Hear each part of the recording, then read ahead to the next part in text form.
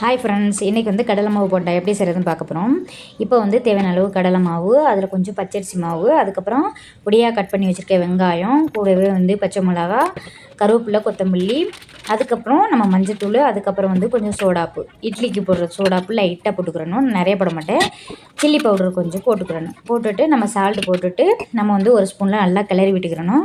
கிளறினதுக்கப்புறம் நம்ம வந்து கொஞ்சம் கொஞ்சமாக தண்ணி ஆட் பண்ணி நம்ம வந்து நல்லா அந்த போண்டா பதத்துக்கு வர்ற அளவுக்கு நம்ம தண்ணி ஆட் பண்ணி கொஞ்சம் கொஞ்சமாக தான் மிக்ஸ் பண்ணணும்.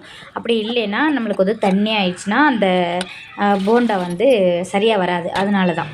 அப்புறம் வந்து ஒரு தாய்ச்சில் வந்து நல்லா எண்ணெய் சூடானதுக்கப்புறம் நம்ம கொஞ்சம் கொஞ்சமாக ஒரு ஸ்பூனில் போட்டு எடுக்க வேண்டியதான். நம்மளுக்கு வந்து போண்டா ரெடி ஆகிடும். நம்ம வந்து அப்போ போண்டா பொடியில் ஸ்லோவாக வச்சுக்கணும். அப்போ தான் உள்ளேலாம் நல்லா வந்து வெந்து வரும். அதுக்காண்டி ஸ்லோ பண்ணி வச்சுக்கணும். இது ஏன் அப்படின்னா, திடீர்னு தான் என் பையன் வந்து டியூஷன் போவேலே நான் ஈவினிங் வரும்போது எனக்கு போண்டா ஏதாவது செஞ்சு வைங்க, பஜ்ஜி செஞ்சு வைங்கன்னு கேட்டான். சரி, நான் வந்து மாலில் வாங்கின நிறையா கடலை மாவே இருந்துச்சு. அப்போ நம்ம வந்து போண்டா செய்யலாம் அப்படி சொல்லிட்டு தான் நான் வந்து போண்டா செஞ்சுருந்தேன். பசங்களும் வந்து போண்டா வந்து விரும்பி சாப்பிட்டாங்க.